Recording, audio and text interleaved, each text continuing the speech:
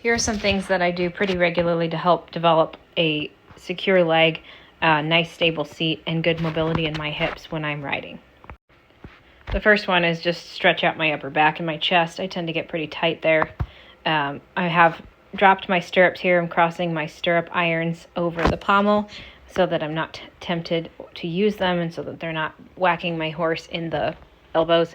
And as I'm riding him, I'm not particularly worried about where he goes. Obviously, I try to stay within the bounds of being safe. I have the arena gate closed, and I try to keep him in a nice steady rhythm so that he doesn't just whirl around and go into crazy places.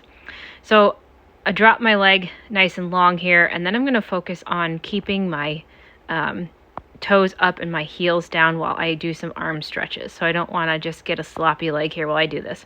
So I'm just stretching my arms up overhead to give my upper back and my whole back nice and tall. Sometimes when we're riding, especially for a lot of women, we tend to scrunch up and close up our chest. So really want a nice, tall, strong upper back. And I want my shoulders to be nice and mobile. So just taking a few minutes to do a few little arm circles. You'll feel the muscles in your upper back that need to be engaged when you ride. And it also just feels nice to let the stress of the day out.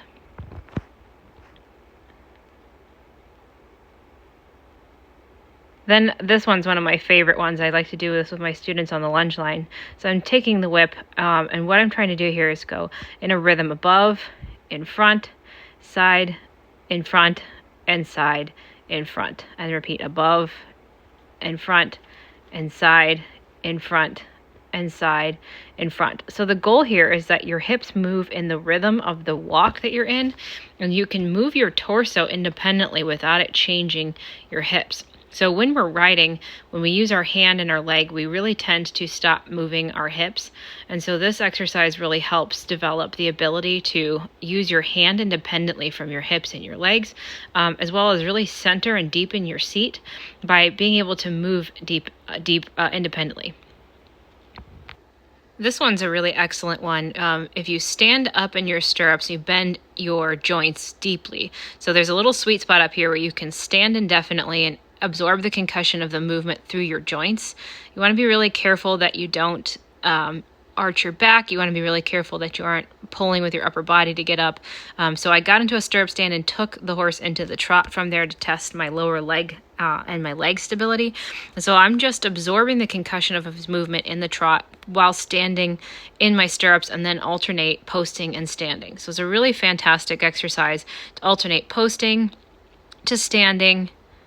And each time you go from posting to standing, it should be pretty seamless and pretty smooth. You want to be careful that your upper body isn't trying to help you by leveraging its way up. You want to keep your elbows nice and relaxed. You want to manage being on the correct posting diagonal as much as you can think about. And you go from posting to standing to posting to standing, and it should feel pretty smooth going from one to the other. If you really feel fancy, you can keep it to a steady count. So 4 beats posting, 4 beats standing, 4 beats posting, 4 beats standing. And this really helps you get a secure leg and not rely on your hands for balance. So you want to keep your chest lifted even though you have a lean forward. You want to keep your eyes up, and it helps you find a nice lower base of support.